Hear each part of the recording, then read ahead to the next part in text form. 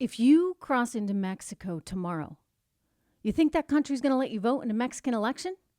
You know the answer to that one, right? I mean, this is just common sense, people. So everyone just needs to knock off the insanity. I am setting the record straight on this. Welcome to the Trish Regan Show. Everyone, it's good to have you here. I'm Trish. I want to encourage you to go to Apple iTunes, download this entire, you can get the whole show for today, the full episode. You can also get it on Spotify or anywhere you get your podcasts. But let me tell you what's going on. Most countries in the world, they actually require voter ID, including Mexico, Argentina, Iceland, Hungary, India, Israel, Germany, Italy, Brazil, Canada, Greece. I mean, I could just go on and on all night long, right? About all the countries that require this. I actually tweeted the list out.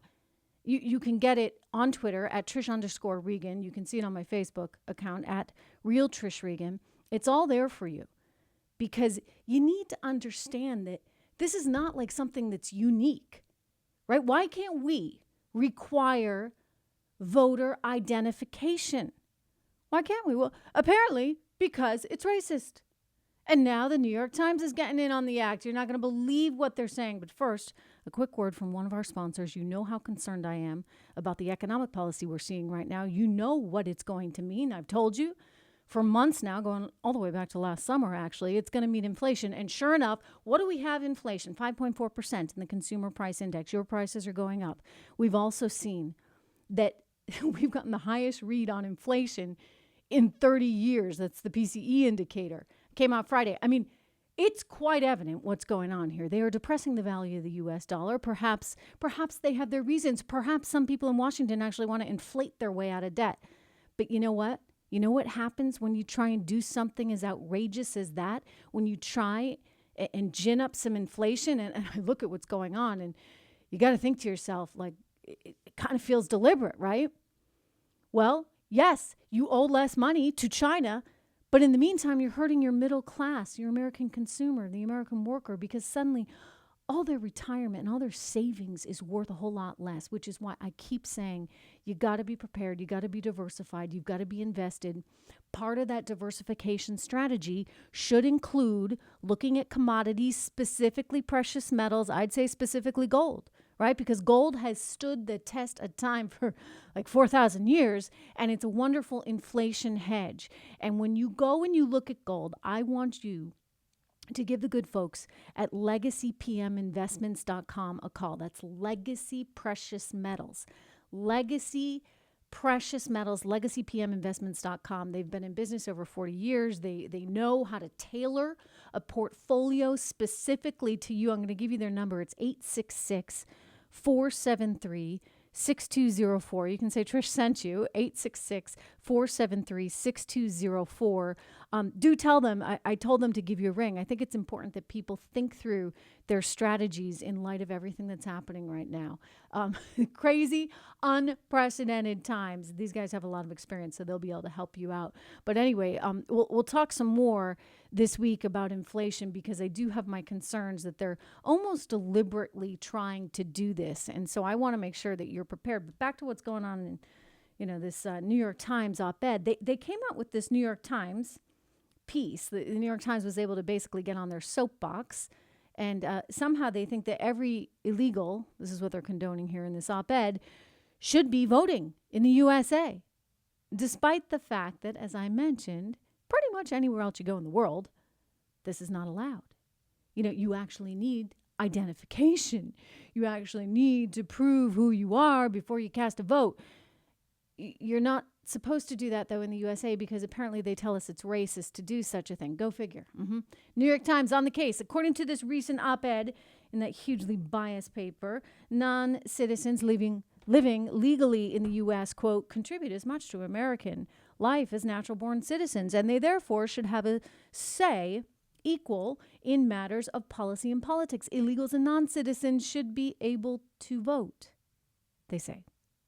Again, New York Times, a sanctioned op-ed by a Swiss journalist residing in the USA, campaigning for what seems to be a borderless society. She's a woman named, and forgive me, I'm going to get this pronunciation wrong, I'm certain, but Atusa Arakia Abrahamian. And she's from a great, wonderful country. I mean, I love Switzerland. It's phenomenal in the winter and in the summer. Great skiing, great hiking. It's a kind of just a perfect little place. Summer's a wonderful time to be there. They have wonderful food, wonderful people. I love to ski, of course. But you know what? I'm gonna tell you something about Switzerland. It is extremely hard to take up residence in Switzerland. It is extremely difficult to buy property in Switzerland. And you know what else? It's extremely difficult to vote as a foreigner in Switzerland.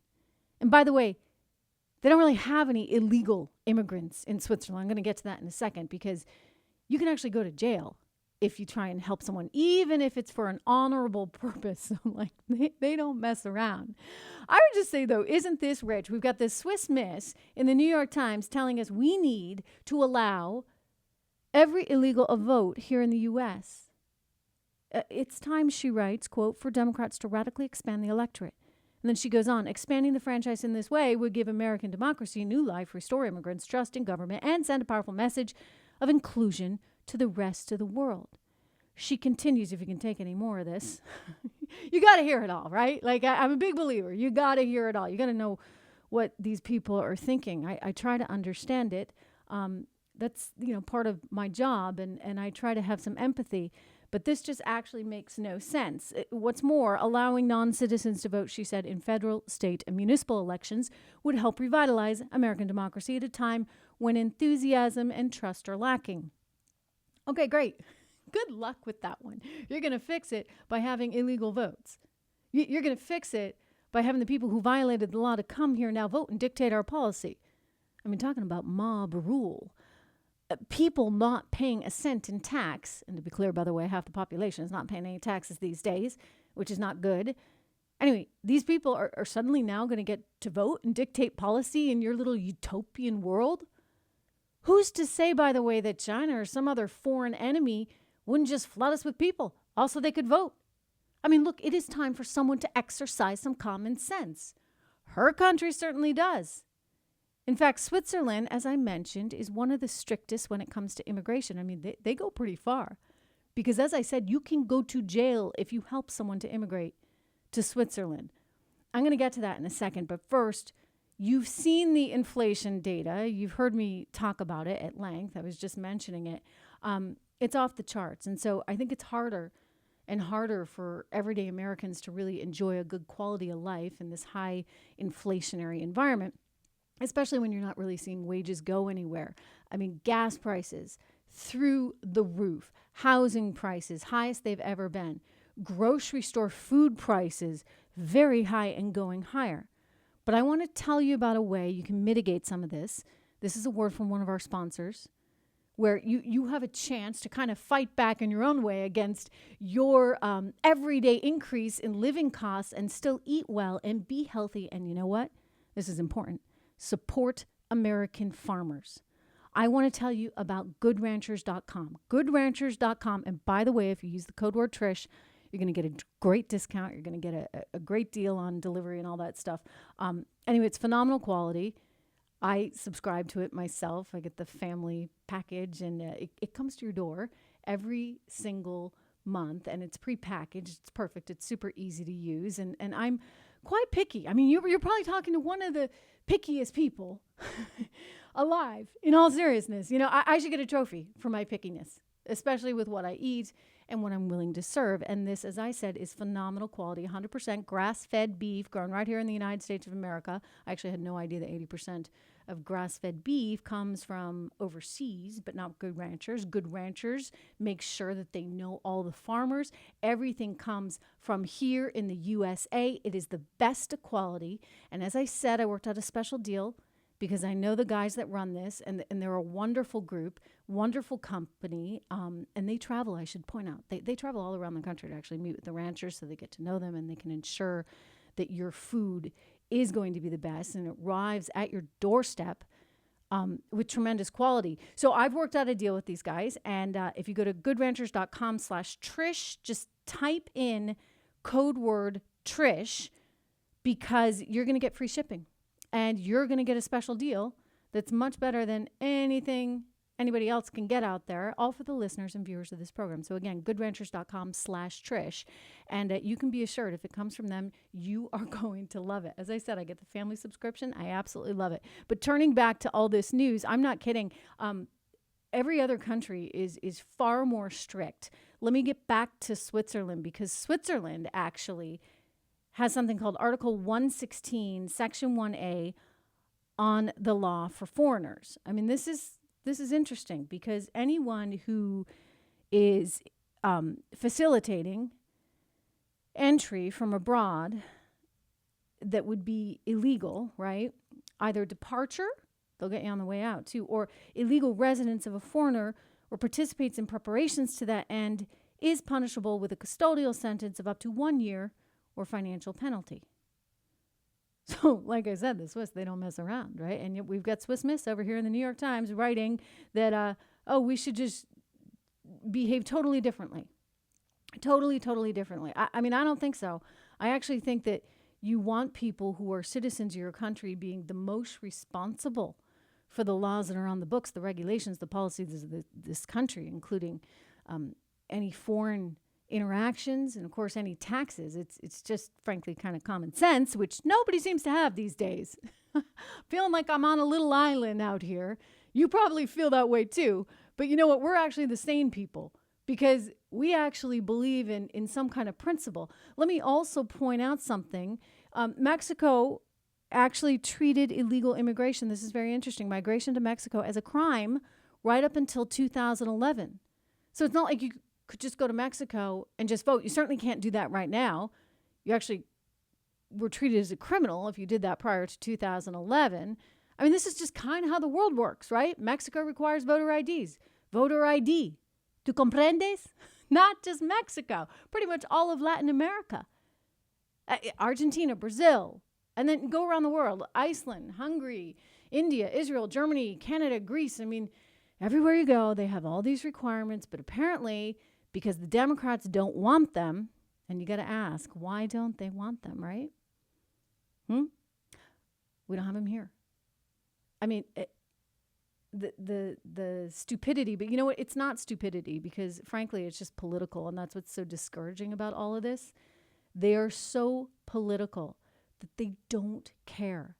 They don't care about things like the sanctity of your vote, because they just want to get as many votes in the most easy possible way as they possibly can. I mean, every time I go to vote, I'm like, please, take my ID. Here it is.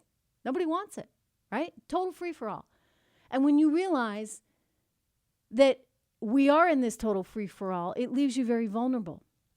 We should be a modern enough society. I mean, heck, if we're going to require COVID IDs, vaccine IDs, for goodness sakes, as they're talking about. I mean, by the way, you want to talk about whether or not that's racist. Don't forget that it's actually a large portion of the minority populations here in America that actually haven't gotten vaccinated.